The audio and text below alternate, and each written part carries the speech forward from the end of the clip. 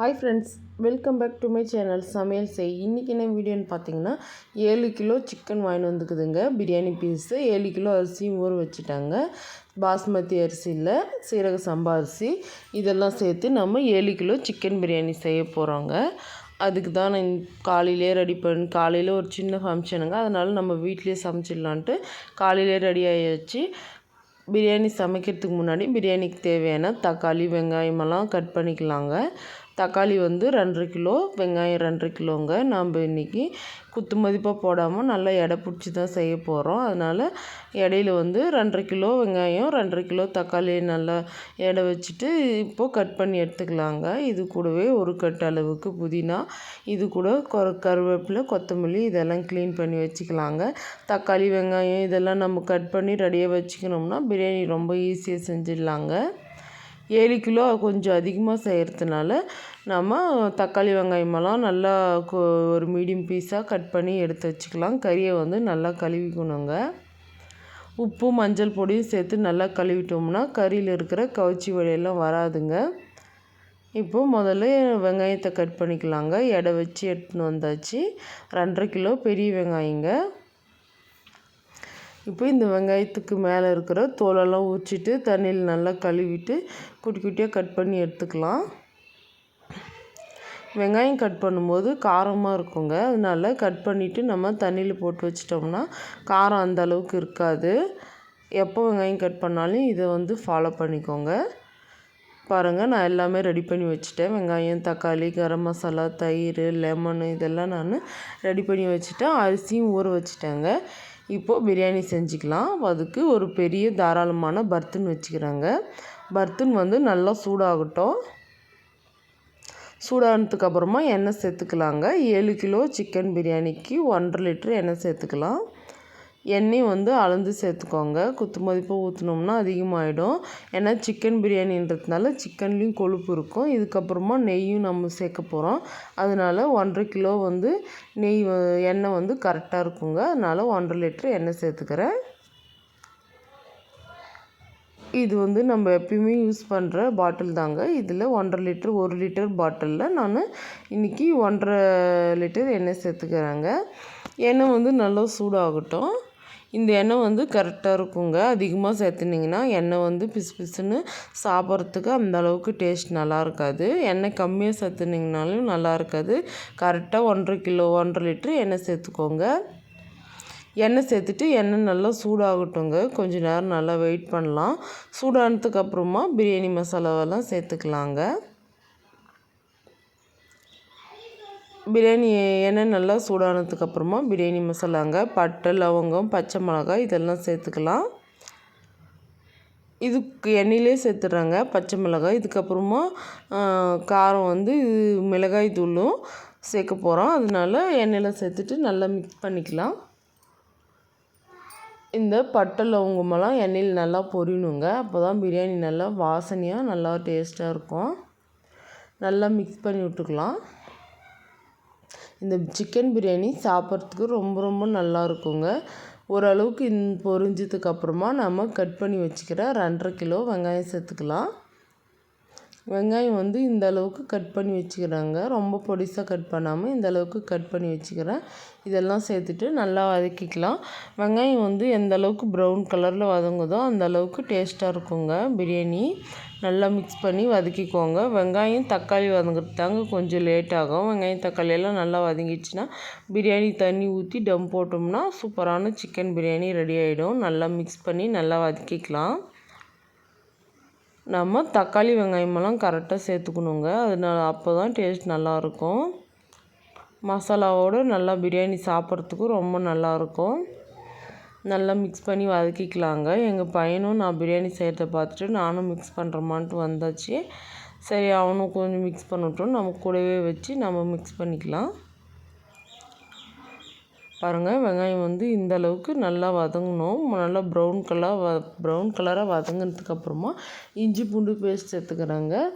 3/4 kilo இஞ்சி பூண்டு paste சேர்த்துக்கணும். என்னடா கவரில் போடுறோம் கடையில் வாங்குறதுன்னு நினைக்காதீங்க. இது நானே அரைச்சிதுங்க.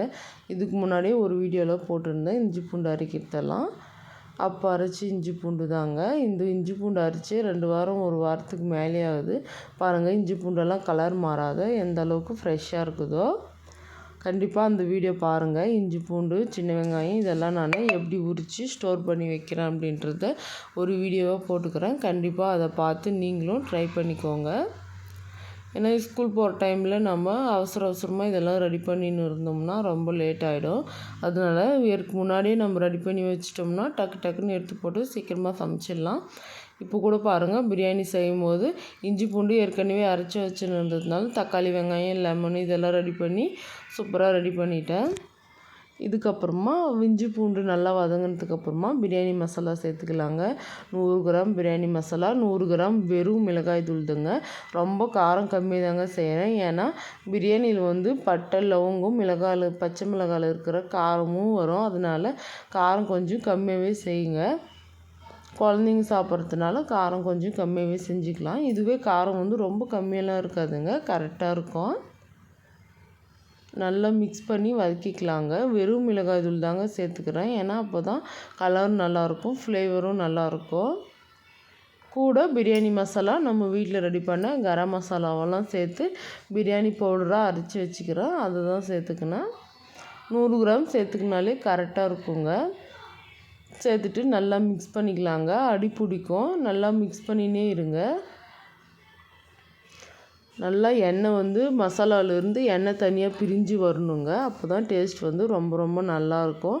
நல்லா மிக்ஸ் பண்ணிக்கலாம். இந்த அளவுக்கு நல்லா வதங்கி எண்ணெய் பிரிஞ்சு வந்ததும் நம்ம கட் பண்ணி வச்சுக்கிற நல்லா பழுத்த 2.5 கிலோ தக்காளி சேர்த்துக்கிறேங்க. தக்காளி சேர்த்துட்டு நல்லா மிக்ஸ் பண்ணிக்கலாம். தக்காளி நல்லா சாஃப்டாக வதங்கணுங்க. தக்காளி இருக்கிற இடமே தெரியக்கூடாது. அந்தளவுக்கு நல்லா சாஃப்டாக வதங்கினா தான் பிரியாணி டேஸ்ட்டாக இருக்கும். இப்போது வதக்கிக்கலாம். பாருங்கள், நம்ம இஞ்சி பூண்டு மசாலாவெல்லாம் சேர்த்தது இப்போ கொஞ்சம் அடி பிடிக்கிற மாதிரி தாங்க இருக்கும்.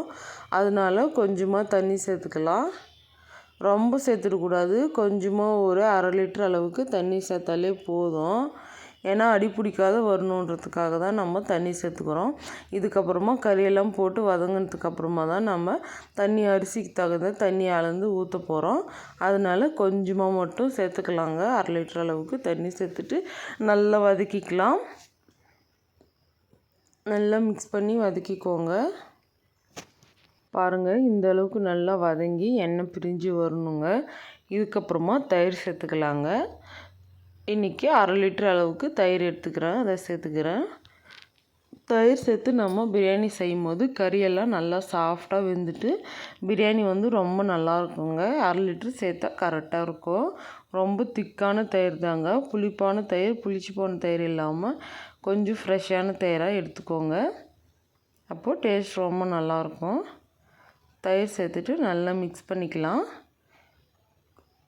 நல்லா வதங்கணுங்க.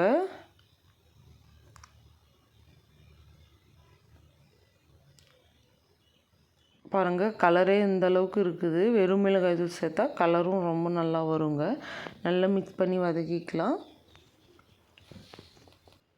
தயிர் இந்த மசாலாவோட ஒன்று சேர்கிற வரைக்கும் நல்லா மிக்ஸ் பண்ணி வதக்கிக்கலாங்க. பிரியாணி செய்யும்போது நல்லா வாசனைங்க, ரொம்ப நல்லா இருந்துச்சு அந்த வாசனை.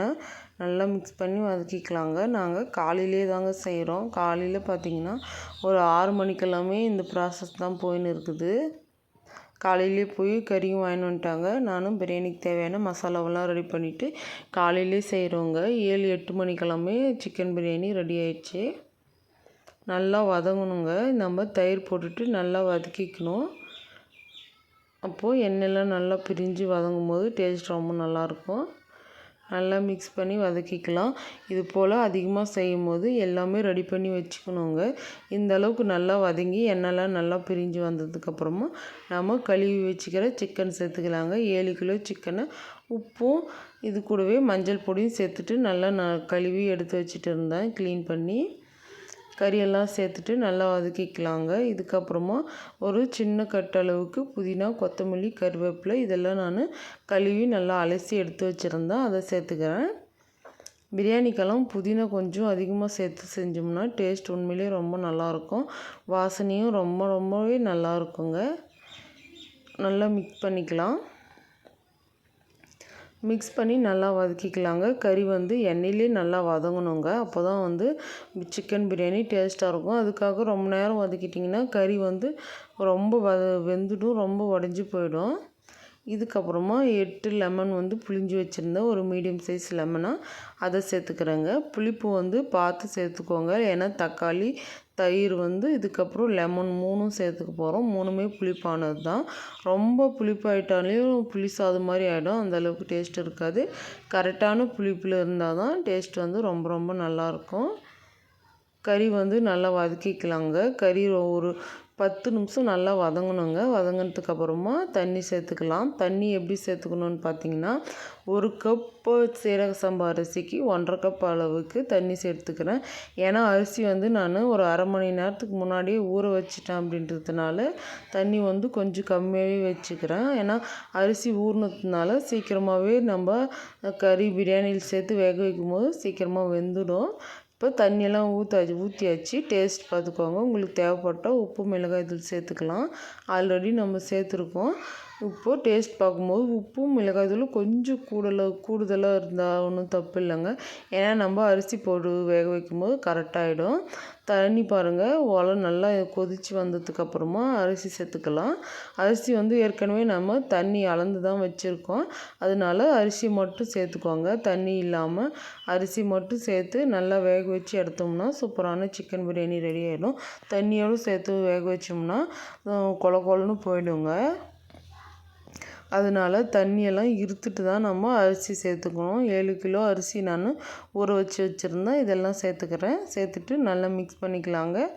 கேஸ் கொஞ்சம் கம்மியாக வச்சுட்டு நல்லா மிக்ஸ் பண்ணி வேக வச்சோம்னா சூப்பரான சிக்கன் பிரியாணி வந்து ரெடி ஆகிடும். டம் போடணுங்க. ஒரு அரை மணி நேரமானால் டம்மில் கேஸ் கொஞ்சம் 10 நிமிஷம் கம்மியாக வச்சுட்டு 20 நிமிஷம் ஆஃப் பண்ணிவிட்டு ஒரு வெயிட் வச்சுட்டு நல்லா டம் போட்டு எடுத்தோம்னா சூப்பரான சிக்கன் பிரியாணி வந்து ரெடி ஆகிடும். ரொம்ப அரிசியை போட்டு ரொம்ப கிண்டிடக்கூடாதுங்க. லைட்டாக மிக்ஸ் பண்ணால் போதும். ஏன்னா அரிசி வந்து உடஞ்சி போயிடும்.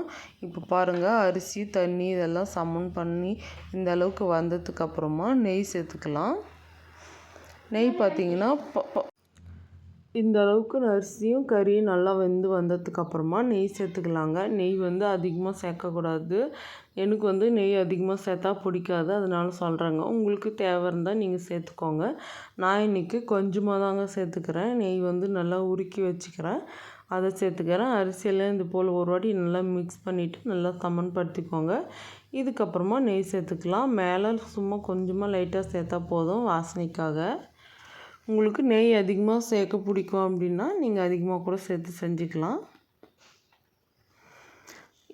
நெய் வந்து பாட்டில் ஏற்கனவே நான் உருக்கி தான் வச்சுருந்தேன், அதை அப்படியே வந்து சேர்த்துக்கிறேங்க. சேர்த்துட்டு நல்லா மூடி வச்சிடலாம். ரொம்பவே வாசனையாக டேஸ்ட்டாக இருந்துச்சுங்க இந்த பிரியாணி. ஒரு 6லேருந்து 7 டேபிள் ஸ்பூன் அளவுக்கு நெய் சேர்த்துக்கிறேங்க. இது வந்து சின்ன ஹோல்ஸ்ன்றதுனால தான் அதிகமாக நான் ரொம்ப நேரம் சேர்த்துக்கிறேன். இதுக்கப்புறமா சிக்கன் பிரியாணி கூட நம்ம முட்டை வைக்க போகிறோம். முட்டையும் வேக வச்சுக்கலாங்க. 2 அட்டைங்க. 2 அட்டையில் முட்டை வந்து எடுத்துக்கிறேன். இதை வந்து தண்ணியில் நல்லா கழுவிட்டு நல்லா ஒரு பர்த்தனில் போட்டு நல்லா வேக வச்சுக்கலாம். முட்டை நல்லா கழுவிட்டு ஒன்று ஒன்றா எடுத்து அடுக்கி வச்சுக்கிறேன். ஏன்னு பார்த்தீங்கன்னா உள்ளவே வைக்க போகிறேங்க. வெளியே வந்து பிரியாணி செஞ்சுட்டு இருக்கேன் பெரிய அடுப்பில். உள்ள அடுப்புலேயே தான் நான் வைக்க போகிறேன். அதனால தண்ணியில் கழுவிட்டு முட்டையெல்லாம் அடுக்கிக்கலாம். முட்டை வந்து கொஞ்சம் நம்ம வைக்கிற அளவோடு இன்னும் கொஞ்சம் அதிகமாகவே வச்சுக்கோங்க. ஏன்னு பார்த்தீங்கன்னா முட்டை வெந்து வரும்போது 1, 2 முட்டை வந்து உடஞ்சிடும். அதெல்லாம் நம்ம வைக்க முடியாது. அதனால சொல்கிறேன், கொஞ்சம் கூடுதலாக வச்சு நம்ம வேக வச்சு உரித்து வச்சுக்கிறோம். முட்டைலாம் நல்லா வெந்தாச்சு. இப்போது பசங்க கூட சேர்ந்து தான் உரிக்க போகிறோம். ஒன்லி இவ்வளோ முட்டை உரிக்க முடியாது. அதனால கூட ஒரு பாப்பா ஹெல்ப்புக்கு வந்தாங்க. அவங்க கூட சேர்ந்து முட்டையெல்லாம் உரிச்சிட்டேன். சூப்பரான சிக்கன் பிரியாணி வந்து ரெடி ஆகிடுச்சிங்க.